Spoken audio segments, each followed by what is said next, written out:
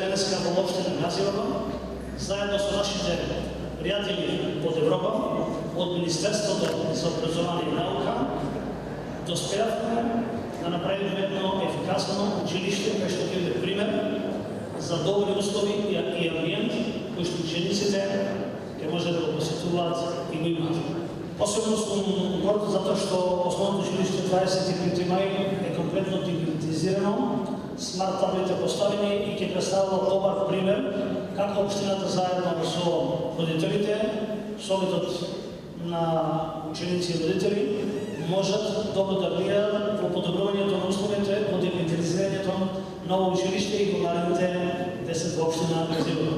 Покрај овие капитални работи во основното училиште, на крајот дозволете ми го најава од она што не очекува како фокус за подобрувањето на условите во наредните години да го представам за прв пат во ова прилика.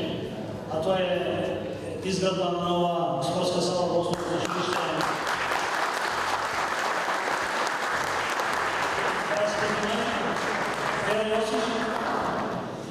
И се надевам на успешна соработка и еден проект на основното училиште Христијан Петков и Сирков во учебната 2019-2020 година.